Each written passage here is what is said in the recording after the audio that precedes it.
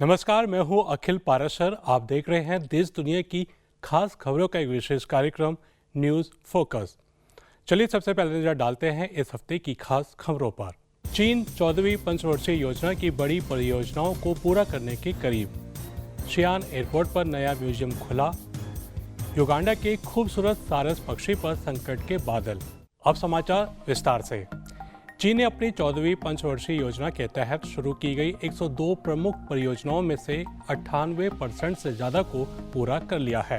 इससे देश की बुनियादी ढांचे और टेक्नोलॉजी इनोवेशन को जबरदस्त बढ़ावा मिला है। इन प्रोजेक्ट्स में सिंचांग का उरुमची यूली एक्सप्रेसवे शामिल है, जो इस साल दिसंबर तक उत्तरी और दक्षिणी इलाकों को जोड़ देगा।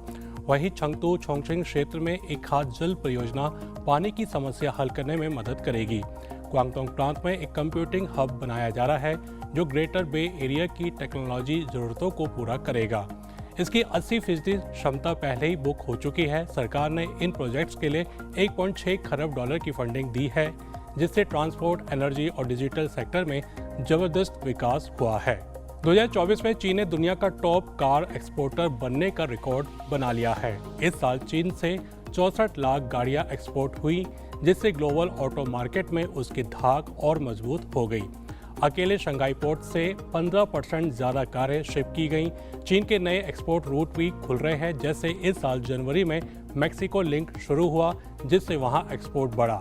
कार कंपनियां, शिपिंग इंडस्ट्री और पोर्ट ऑपरेटर्स के बीच बेहतर कोऑर्डिनेशन ने लॉजिस्टिक्स को आसान बना दिया, जिससे खर्च कम हुआ और कंपटीशन बढ़ा। खासकर इलेक्ट्रिक और हाइब्रिड कारों की डिमांड तेजी से बढ़ रही है, जिससे चीन का ऑटो एक्सपोर्ट उसके कुल व्यापार का 3.3% तक पहुंच गया है। चीन के शियान शहर का नया और शानदार टर्मिनल 5 ऑफिशियली खुल गया और इसके साथ ही दुनिया का पहला एयरपोर्ट म्यूजियम भी लॉन्च किया गया। ये म्यूजियम शियान की मशहूर सिल्क रोड हेरिटेज को दिखाता है। थांग राजवंश के स्टाइल में डिजाइन किया गया ये 6400 वर्ग मीटर का एरिया एयरपोर्ट के निर्माण के दौरान मिली पुरानी कलाकृतियों को प्रदर्शित करता है। म्यूजियम का नाम स्क्वायर पेविलियन रखा गया है, जो प्राचीन थांग राजनयिक स्थल से प्रेरित है। यहाँ हर 6 महीने में नई प्रदर्शनियों को शामिल किया जाएगा, ताकि शांशी प्रांत की ऐतिहासिक विरासत को दुनिया के सामने लाया जा सके। युगांडा का ग्रे क्राउन क्रेन यानी शानदार सारस पक्षी, जो देश का राष्ट्रीय प्रतीक भी है, विलुप्त होने के कगार पर पहुंच गया है। इसकी सबसे बड़ी वजह वेटलैंड्स का तेजी से खत्म होना बताया जा रहा है। 1990 के दशक में जहां युगांडा का 15% क्षेत्र वेटलैंड से ढका था, अब यह घटकर सिर्फ 8% रह गया है।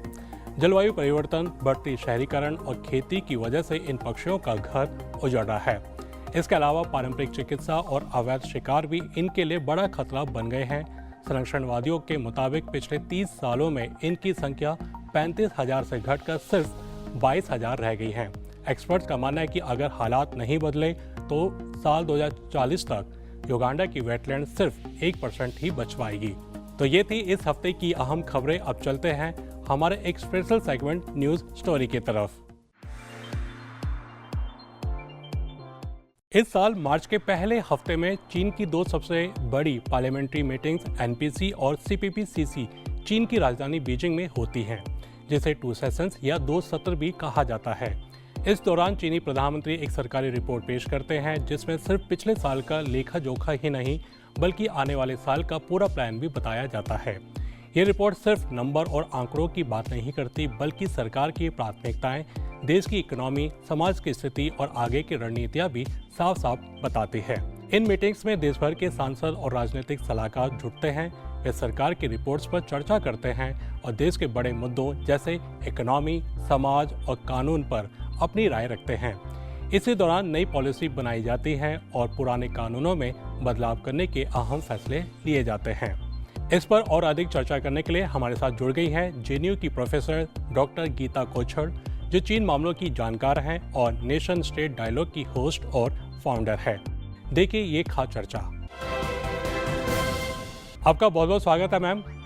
चीन में इस समय चल रहे 2 सेशंस को देश के विकास को समझने की एक अहम खिड़की माना जाता है और 5 मार्च को चीन के प्रधानमंत्री ने एक सरकारी कार्य रिपोर्ट पढ़कर सुनाई है।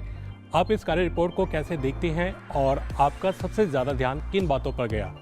हाँ, देखिए ये बात आपने सही बोली कि अगर चीन की अर्थव्यवस्था के बारे में जानना है तो ये जो 2 सेशंस चल रहा है ये सबसे इम्पोर्टेंट हो जाता है, बहुत ही महत्वपूर्ण एक है।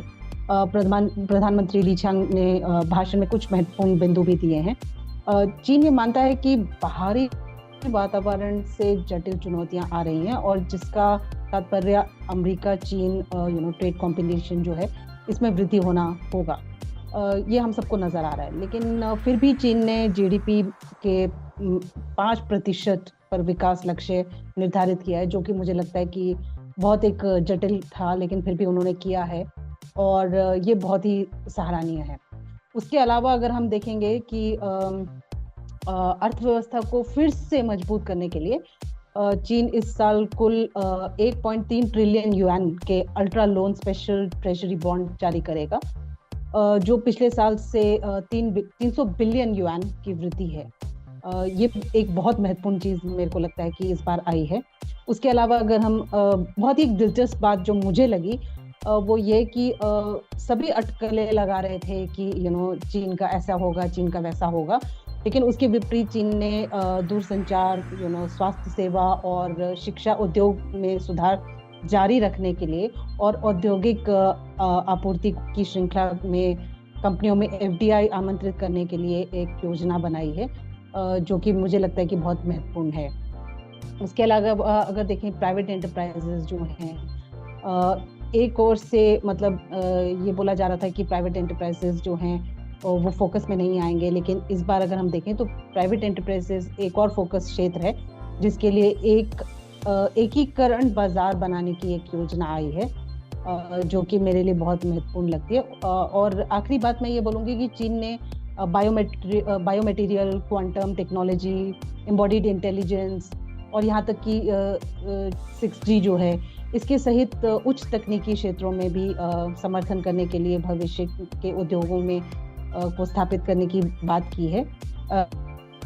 इसलिए कुल मिलाकर देखा जाए तो एक बहुत ही व्यापक और भविष्य की ओर देखने वाली एक रिपोर्ट आई है, जो कि चीन की अर्थव्यवस्था को और मजबूत करेगी।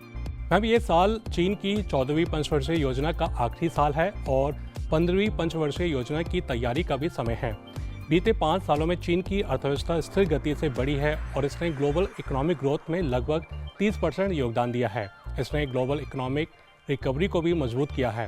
आप 14वीं पंचवर्षीय योजना के दौरान चीन की उपलब्धियों को कैसे आंकते हैं?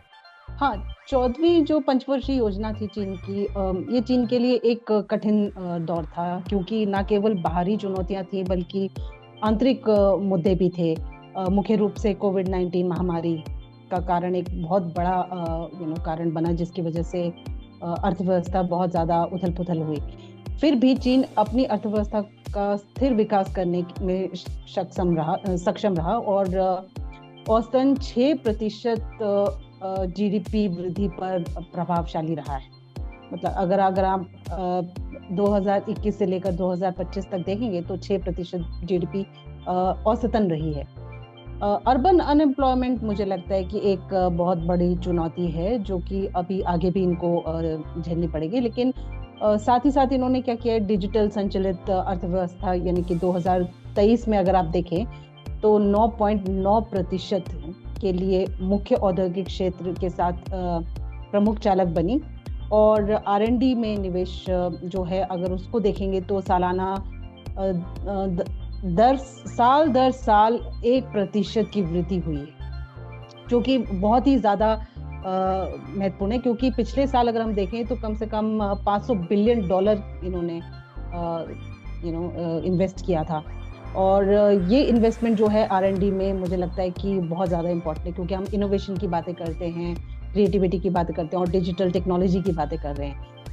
उसके अलावा मुझे लगता है 2025 तक प्रति यूनिट जीडीपी में ऊर्जा खपत जो है वो 13.5% से कम हुई है और प्रति यूनिट जीडीपी में कार्बन उत्सर्जन जो है वो 18% से कम हुई है, जो कि बहुत ही उल्लेखनीय बात है। बहुत बहुत धन्यवाद मैम। तो ये था आज का खास कार्यक्रम न्यूज़ फोकस। अभी इजाज़त दीजिए, अगले हफ्ते फिर मिलेंगे इसी समय। नमस्ते।